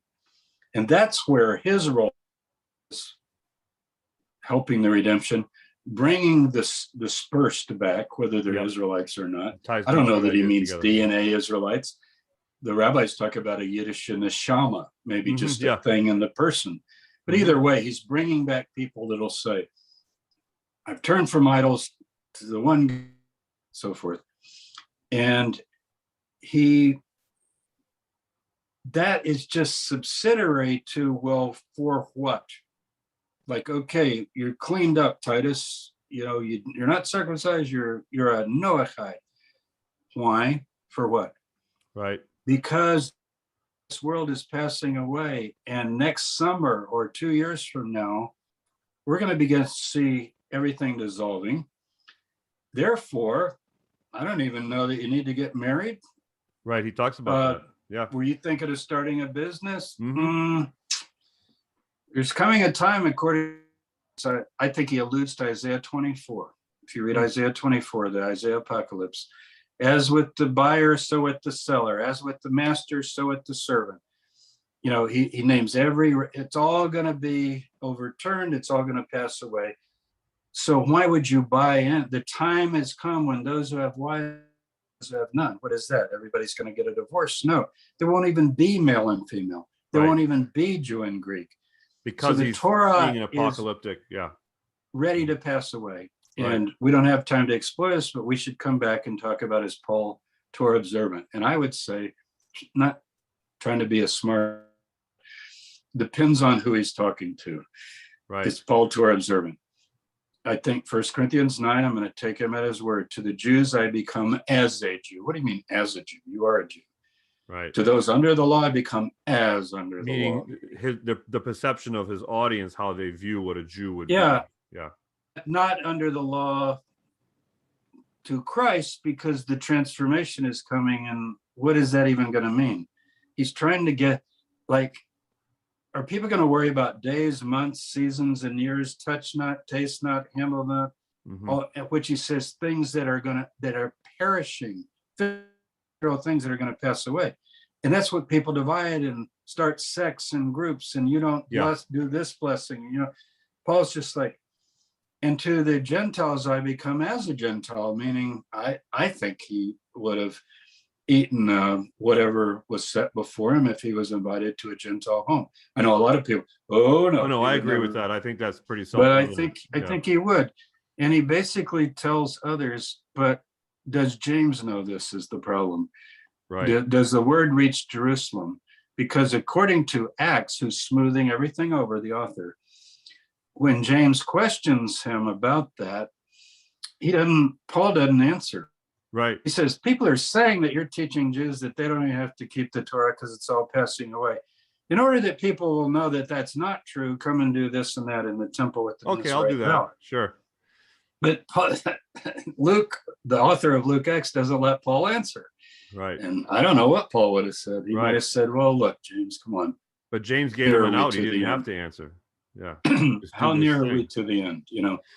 But I'm telling you that let's finish that up. apocalypticism. Oh, sorry, I thought you were done your thought. That apocalypticism determines everything. Yep. A whole chapter. And notice the form of this world, it's the schema in Greek. Schema of the cosmos. Wow.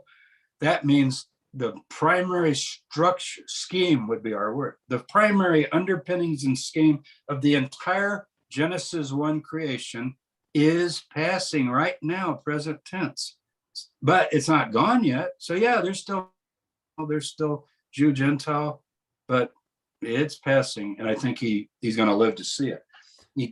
I'm for Schweitzer. Schweitzer wrote the greatest book on Paul ever, in my opinion. It's called The Mysticism of Paul the Apostle. Nobody ever reads it. I haven't read it. I'm going to get it. I'm going to read it. It's unbelievable. He didn't even have the Dead Sea Scrolls, and it's just unbelievable. I just stand in his shadow. And the Jesus dynasty is dedicated to him because he also wrote the greatest book on the historical Jesus ever. And basically 80-90% that work in New Testament do believe that this apocalypticism is the real key. And it's also the great problem. So you got the preterists that say, oh, it was all fulfilled, nothing failed.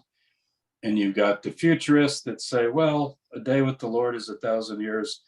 And then you got the historians that read it and say, you know, you can't read Paul without thinking Jesus is ready to just show himself. There's an and urgency. It's not 70. It's not 70 AD in the Roman armies. I know that's in Luke 21, Mark 13. He says, we who are alive and remain will be caught by the Lord in the air. And those who are dead will, I mean, this is, you can't mythologize that, in my opinion. Now, N.T. Wright, he's a friend of mine. We haven't talked in years. Our paths haven't crossed. I keep up with him, but I think he wants a lot of preterists all fulfilled in new covenants here, so forth. But I think we catch Paul at a moment where we're not there yet. Mm-hmm. And it's not like, oh, the new covenant's here. Israel's been regathered. There's a new Israel. It's all, we can do away. No, he thinks it's coming, but he doesn't think it's there yet. Yeah, no, that makes perfect sense, because many of the conditions that are required for some of the things he talks about, we just simply don't have. Right. Yeah, exactly. It's plainly empirically obvious that some things have not happened yet. Right. So how does this book, you just did this release, as you mentioned at the beginning of the program, I want to give you a chance to talk about it again. This book that you just re-released, that you've kind of spruced up, maybe edited a bit, Paul's Ascent to Paradise. Yeah, it's edited a lot, actually. Large portions are rewritten. Oh, okay. So a lot of work. I've changed in 35 years. I imagine, right. So I of course want the audience to get Paul and Jesus, which has been a subject. Of course. But now, would you recommend they get this book after reading that, or this book before it? I would say Paul and Jesus first, for sure. And it's called The Apostolic Message and Mission in the Light of His Mystical Experiences. So it kind of rides on... but it's specifically about a lot of that. Yeah. Yeah. And then the book, is my translation of Genesis. I think I have one here somewhere. Anyway, they can go look at it. There's one over there. I don't need to go get it. And then I have a book on Mary, but it's not out yet. It's out in French, but not in English yet. It's held up because of all the COVID stuff. Oh. I would recommend Ross Nichols' book, The Moses Scroll, about the Shapira Dead Sea Scroll. You've been writing a lot about this, yeah. Discovered in 1878, because it claims to be something that you get hinted at in the book of Deuteronomy. And that's Dershowitz, not the lawyer Dershowitz, but Edon Dershowitz, the young Israeli scholar, brilliant young scholar. And Nichols is giving the story, but he also has a reconstruction of the text. And what the text claims to be is the valediction of Moses, the speech of Moses on the east side of the Jordan to the people of Israel. And I'm interested in just whether it is forged or an ancient Dead Sea Scroll. Obviously, people with a canonized Torah, Deuteronomy's inspired very conservative Christians or Jews don't really care if you find a Dead Sea Scroll that reads differently from the Masoretic text. But certainly for Dead Sea Scroll studies, if it's ancient and it was found in Moab, in what's called Wadi Mujiv or Aran.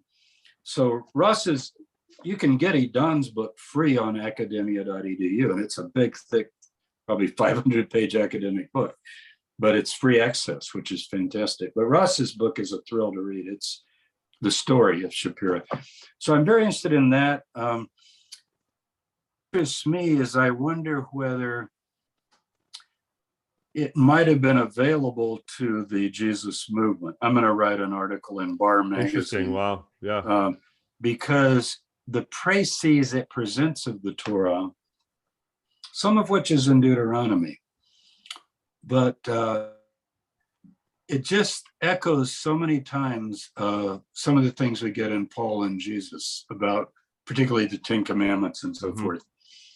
So it depends on your view of text and canonization and Masoretic texts. And I think most of your listeners know,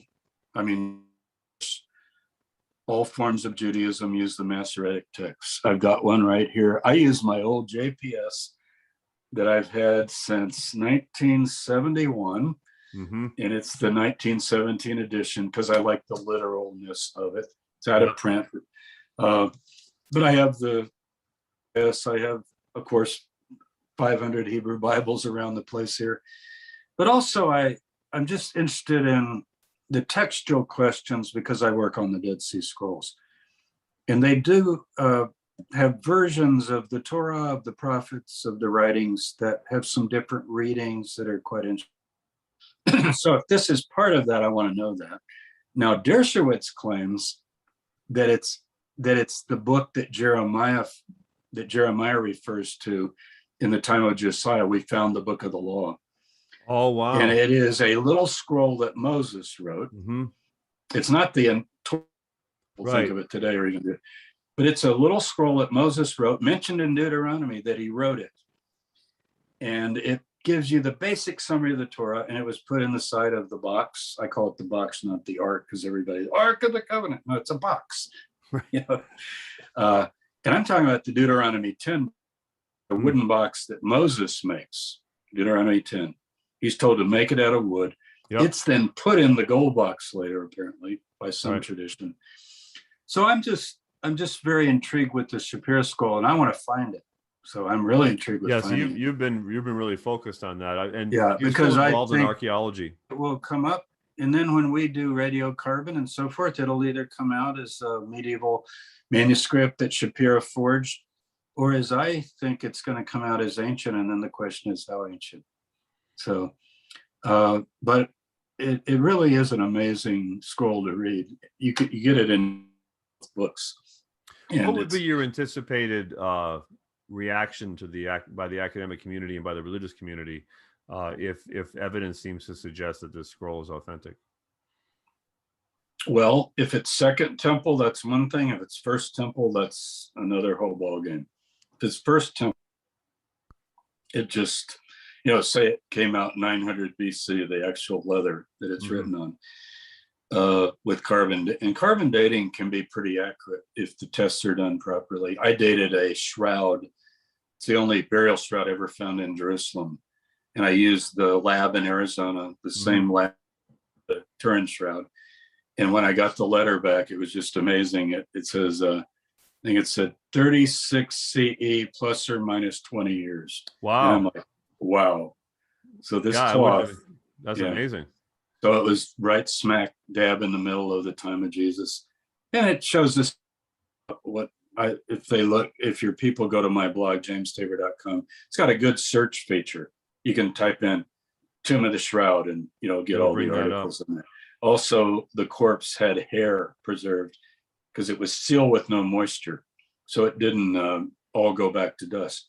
So we got some hair. We have women's hair at Masada. Now we got a whole head of men's hair. Oh, wow. That you can talk about the hair and the style and, the color. And anyway, so the carbon dating would tell everything. It would just be amazing.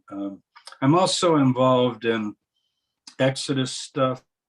I'm kind of getting out of just my New Testament stuff because I got interested in biblical Tamar down in the Negev, and the excavation there, which is the southernmost border of ancient Judah during the 9th, 8th, and 7th century BC. And Tally Erickson is the person that's writing all that up, and maybe some more digging. I'm real interested in where Horeb is, not Horeb, right? Wilderness of Paran. Some of those things I'm not getting totally, I'm not giving up on origins, but I think like when Paul says I went into Arabia, I think he's going to where he thinks is Horeb. That's always a mysterious claim. And I say that I show that in the book. I try to demonstrate that. And so it does have some, New Testament validity, and there could be a polemic against it in Hebrews, where it says we've not come to a mountain that can be touched and so forth. Right. Well, like you alluded to earlier, there's definitely some Pauline ideas within Hebrews, but from what I've read, and I'm not a scholar, but from what I've read, it seems much more likely to be Clement. So we're finishing up Mount Zion. We haven't been able to go for 2 years. I started a YouTube channel, by the way, if you look for my YouTube channel, because I put up 10 videos today. So I really build that up. Subscribe to your YouTube channel as well. And I'll certainly put yours up, and you can post all that with your video. But the reason I mention that is I have quite a few on Mount Zion that I'm beginning to put up. It's a really interesting dig site, and we're finishing it up. And what it is is how the wealthy lived right up to the eve of the destruction of Jerusalem in the most affluent part of the city. And that's really interesting.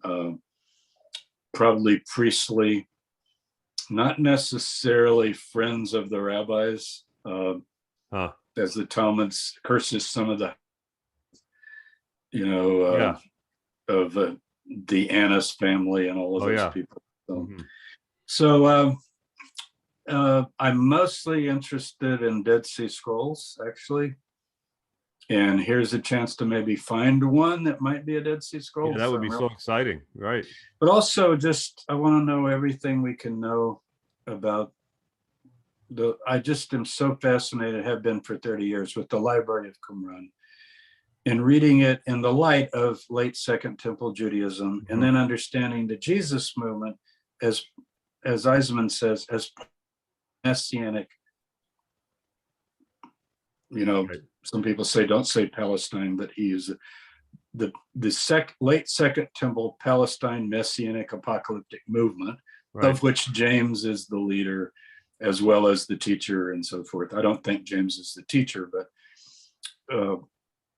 piety, that kind of approach to things. The aesthetic, right, which I don't think Paul would buy too much, except maybe he'd buy part of it for like the next 2 years. He does tell women, like, cover yourself with your hair and so forth, and he's willing to enforce things that have not passed away yet. Like, I think they set separately, probably, possibly men and women set separately. Well, but does that mean they didn't get up and mix when they're in the spirit worshiping charismatically? I don't know.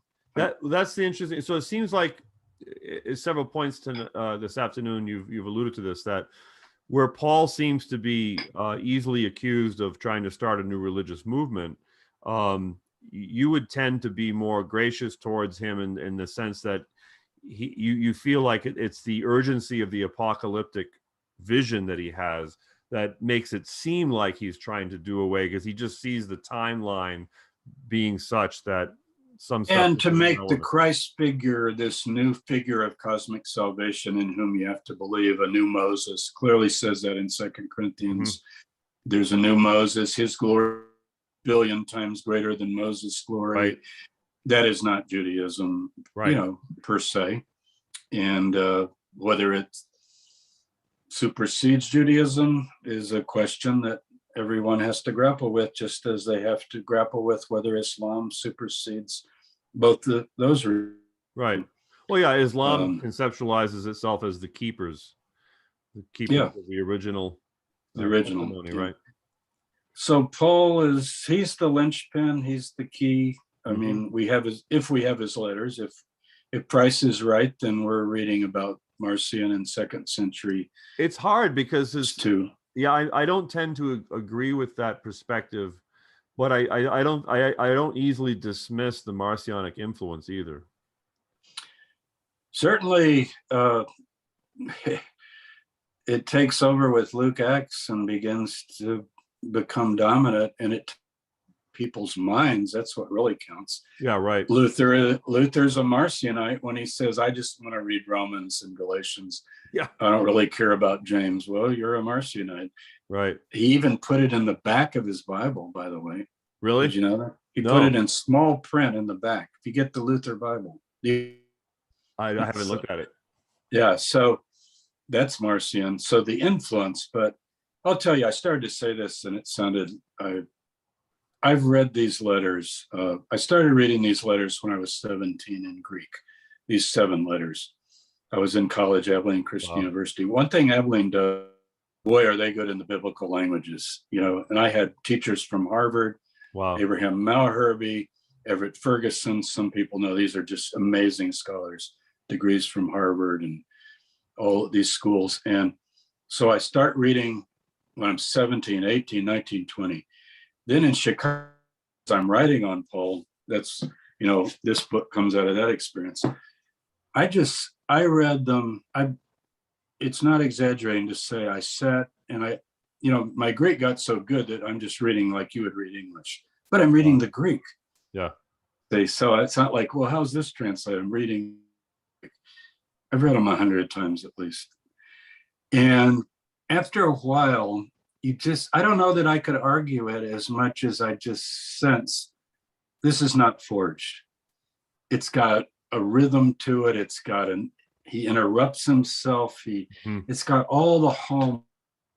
Now it's a lot like the Shapiro goes. Yeah, but a really good forger can even put that in to fool you.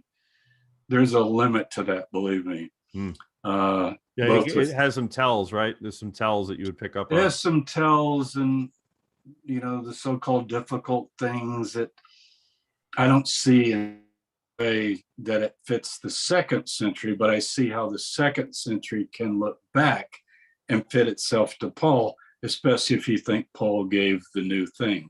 Right. And we don't even need the Old Testament or the Hebrew Bible or right. That would anything. be a Messianic perspective. Yeah. And he does get close to that. I mean, 2 Corinthians is, that's, mentions the 10 Commandments, the tablets, this, and now you're the tablets. He seems to feed the belly of the Gnostics too. He gives them a lot of material. Yeah. Interesting. So I hope to go back to Israel. I'm doing a tour, but I saw you talking about that. Yeah. So it's my spring break. I think it's the first week of March. People can look for that on my blog again. Have you been back since the beginning of COVID? I'm hoping that we'll be able to go by March. We've already moved it twice. So imagine immunizations will be required. So if people aren't going to do that, they're probably not going to be going to Israel for a while. Right. But it's not Paul as much, because we'd need to go to Greece and Turkey and everywhere to do Paul. We talk a lot. It's mainly a chance for me to hang out, read my books, frankly. But because I work on Christianity, we do a lot. But Ross does it with me, Ross Nichols. And we're going to go down to the Sinai. We're going to go down to the Horeb area and Mount Hor. And, so we're going to do a lot of Hebrew Bible stuff and talk. I tend to do more of the Jesus stuff. So the Jesus Dynasty book would be like the tour sort of built around those things. Like you get to see Sepphoris and all these places. And you get all my latest theories on Christianity and so forth. But it's mainly these tours, we make them small and can sit at night. And that's where the tour really takes place. You do all this stuff all day. Yeah. Then you have dinner, maybe take a walk, and then you come and just sit. You don't get a lot of sleep during these tours unless you just want to go to bed. It's hard to go to bed before midnight because we just sit around and talking. Yeah. You can imagine everybody just wants to talk about everything. Yeah. Oh yeah. So it's really, I imagine and the people bond like you wouldn't believe. Jews. Yeah. Skeptics, atheists, the barriers believers, are gone. Yeah. Myth because they're all drawn by the same thing. What is this thing called that we're also intrigued with culturally? Isn't it fascinating, James, how sometimes you'll read someone and they'll go out of their way to tell you that they're an atheist, but all they want to do is talk about God. Yeah. And the things of the religion and and there's nothing wrong with that. Yeah, no, absolutely. And it's I respect, there's more faith and honest doubt than half the creeds. Was that Voltaire or somebody said? Absolutely believe that. I've got my doubts. Sure. I'm fully critical with my own thoughts. Yep. And yet I've just been a Bible lover, probably age 10 or 11. And I just can't even believe I get to do what I do. It's not work. That's a wonderful place for us to end. This has been a delightful conversation, James. I really appreciate you taking such a generous time here.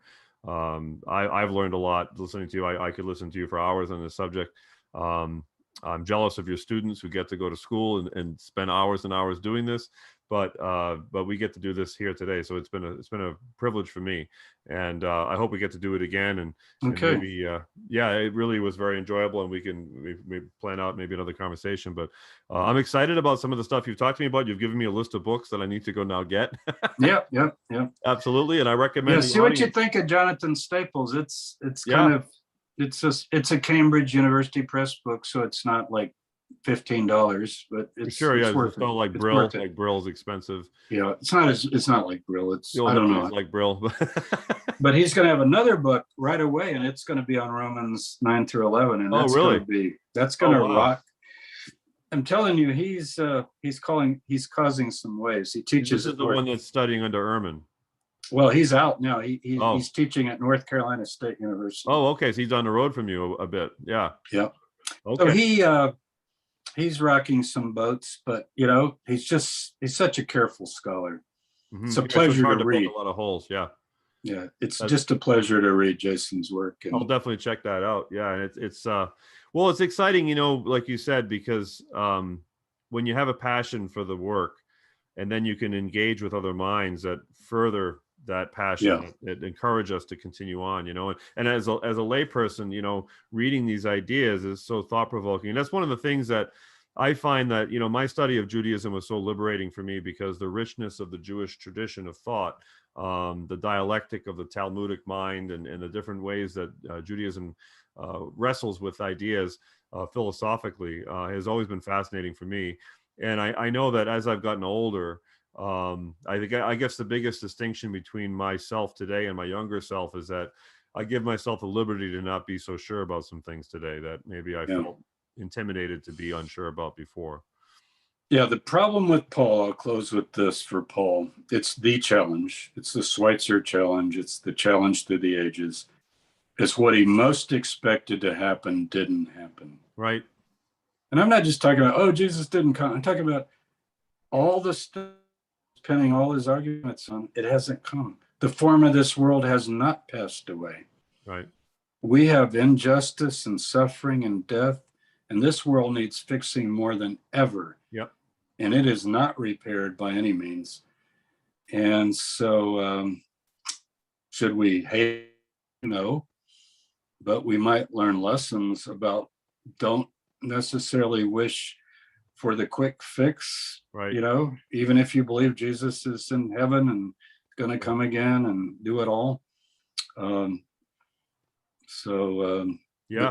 that's the thing. It didn't. So you got to read Paul with that in mind. Yeah. And Jesus then is a failed apocalyptic teacher. Mm-hmm. I don't cheer over that. I actually am very, very drawn to the historical Jesus in terms of some of his Torah ethics and insights. Mm-hmm. But there's there are quite a few rabbis that have also understood that through history and been able, particularly in the modern world, to separate the wheat from the chaff, so to speak. Right. And to separate the historicity of the events and the people from the way that the dogmatic expression has gone forward and expressed itself. Yeah. Unfortunately, everything got summarized, Dave, as you believe in Christ, your sins are forgiven, you die and go to heaven. Yeah. And you go, and that's the message. You go, I'm reading Paul, and that's really not the message. Right. You dying and going to heaven. Right. It's about whether this world is going to get fixed or not. And I'm using fix like capital F. Right. Is it going to obtain its cosmic destiny, or is it just atoms in the void, and the sun will become a giant orange star and will burn up long before that happens? And when you're dead, and that's it. Is that it? Or, so that's right. So what you're saying is there's a deeper philosophical stream that's running here that gets ignored. Yeah. That's powerful. Yeah. So we'll talk again. We'll give it some time. Let people see if they like listening to me drone on. But this is a long form conversation.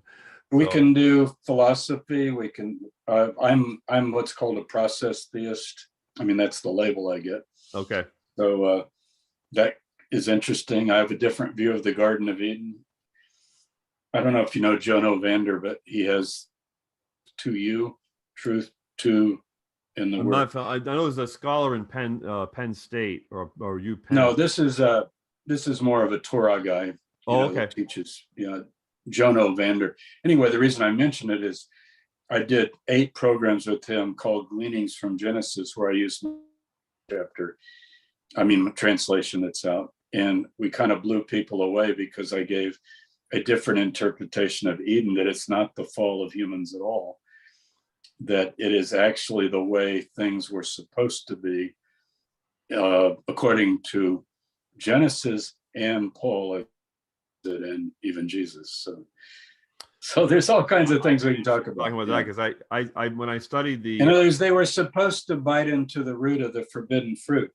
That wasn't a failing, because Moses says in Deuteronomy, "Your little children who have not yet the knowledge of good and evil," like they're going to, when they become accountable. Paul says that in Romans 7.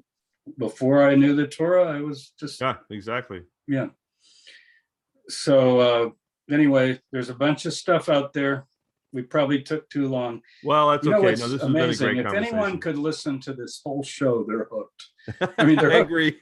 The stuff we're hooked on. If they make it this far, you're part of the club now. So yeah. Well, some of them are going to say like, "Damn, I wish you would have kept talking," and others are going to say, "God, 2 hours? Are you kidding me?" Yeah. Well, yeah. But those people are not going to make it through the first 20 minutes anyway. So yeah. But all right. Well, Okay. Take care, Dave. It's a very real good. pleasure, and you talk more next time with questions if we. Oh no, this was great. I talked enough. So.